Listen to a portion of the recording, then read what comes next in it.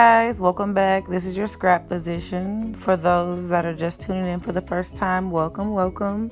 So if you're not familiar with scrap units, there's just when I take this big bag of hair that I have at home and I pile hair together and make something nice out of it. I really never know what I have in the bag or what I'm gonna pick literally up until I start recording. So right now you'll see I'm trying to find a good closure piece. Now, when I say a closure piece, those can be frontal pieces cut into closures. Those can be balding pieces. We just need a good section of hair on lace that can give us the part we need. For people with frontals, frontals are great to turn into closures. However, the density of frontals are a lot thinner than closures because they want the frontals to look more realistic. So I think I've decided on the closure I've wanted, and now I'm just going to pick out some hair for the style I want. I won't reveal the style right now, but for this particular style, you will not need long hair, and you also won't need much hair.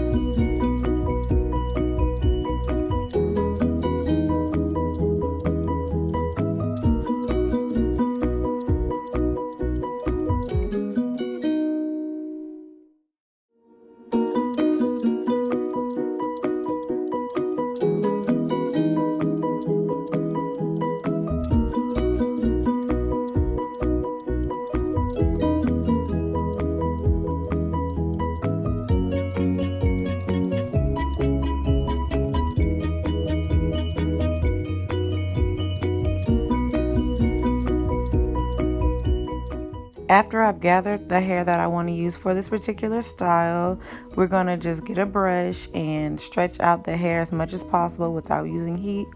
We need to stretch out the hair because these are scrap units, therefore they contain different textures. So we need to stretch it out to see our shortest lengths and our longest lengths and put them in order from shortest to longest.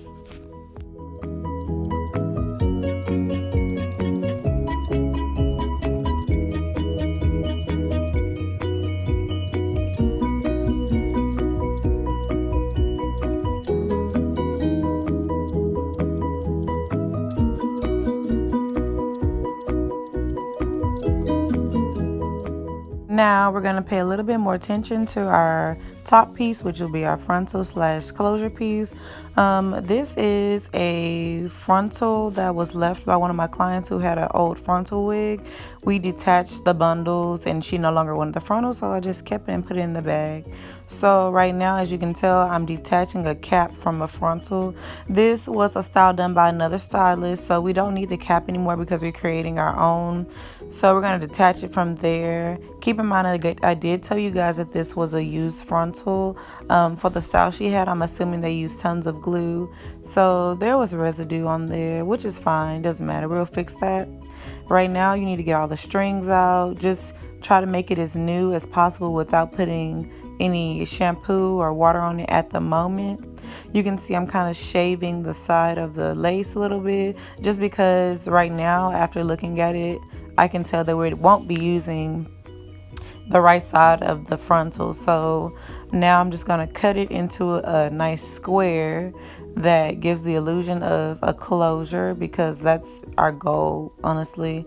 With these kind of wigs, we just want a nice closure piece so that we can make a nice part, nothing too much. After that, you'll need to comb it out, and keep in mind that this has been used before. It does have glue and it has been sewn before, so it's a little bit more fragile than your new pieces. So you'll just want to comb those out delicately and make sure that you try to keep as much hair intact as possible.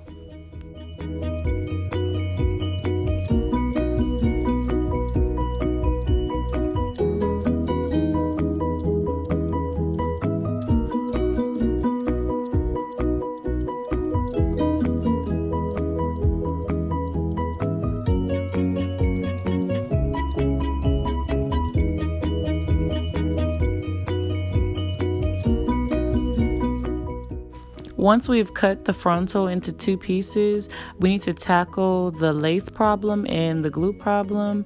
In the front of the frontal, you can see there's this thick amount of lace that's there without any hair on it. We're gonna cut that off and get as much glue out as possible so we can use the piece of the frontal to its full potential. We don't need the excess lace.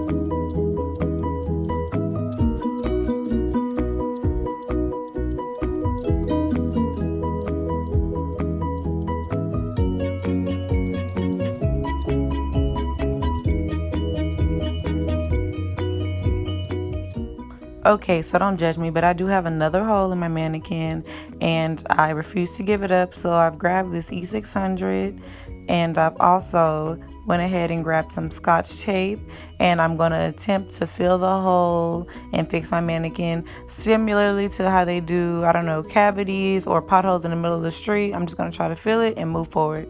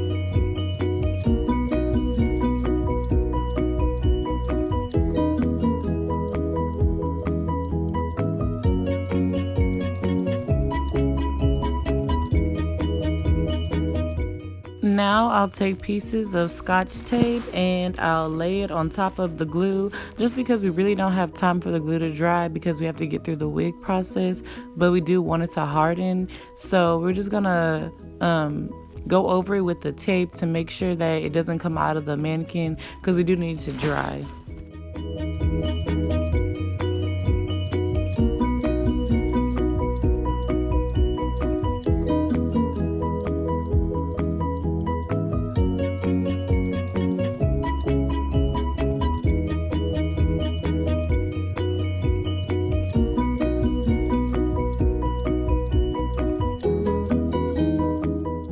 Now we're gonna grab our dollar cap, because I told you guys that anything over $2 was way too much.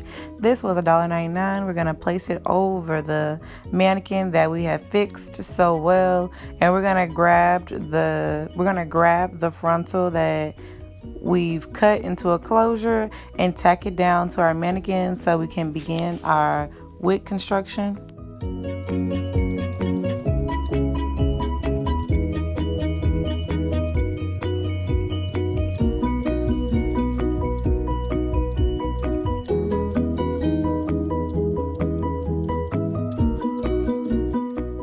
Okay, now that we have the closure tacked, we're just going to begin sewing the closure around in a U-shaped form.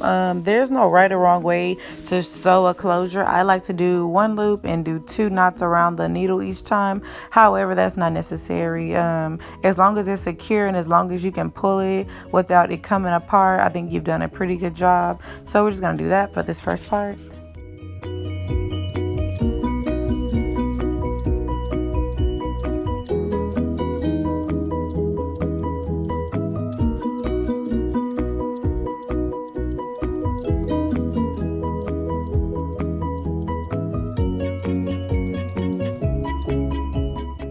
Now we're going to line up the bundles from shortest to longest.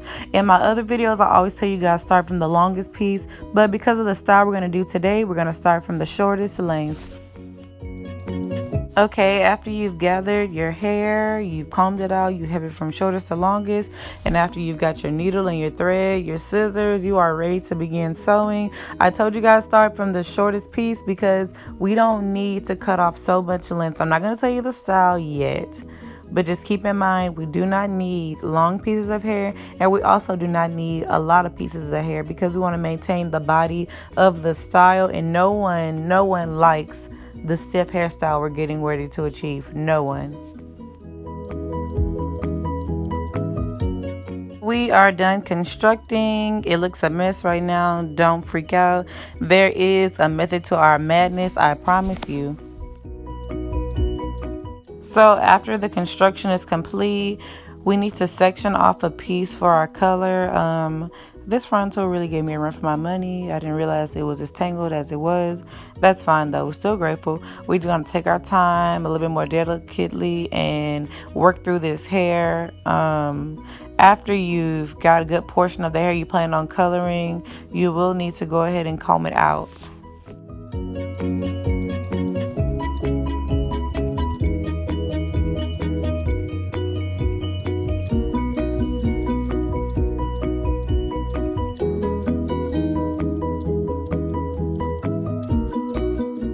Okay guys, as you can see, we have a little highlight action going on in the front.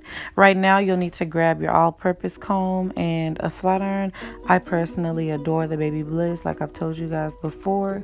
I take 2 tracks at a time and I trace the flat iron with the comb in front, just because if you're not combing the hair or you're not tracing it in front of the comb, you'll be crushing the hair, if you know what I mean. So I always like to have that comb in front of the flat iron so it can give the hair an even heat treatment.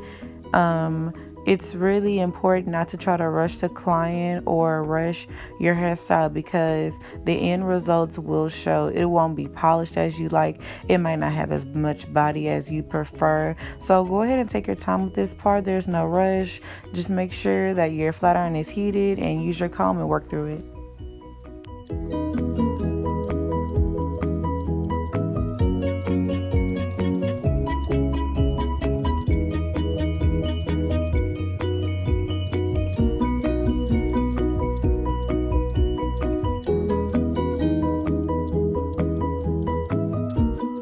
Now we're going to begin plucking our part. My clients love just a straight line. No one really likes the whole just plucking anywhere kind of thing. I'm not really familiar with it, nor do I understand it. I always take my time and I always pluck in a uniform line because you always want a clean look. You don't want a huge gap. In the future, guys, when you guys have closures or frontals, period, and you go to a salon or a hairstylist and they're just plucking for the gods, it's wasting your money. So every time you see them pluck, just imagine change falling out of your pocket. You won't be able to reuse the closure as much because there's going to be so much hair loss between the person plucking and between your wear and tear with the closure. So one line is good enough, I promise you. It gives you a nice finished look and it looks very polished.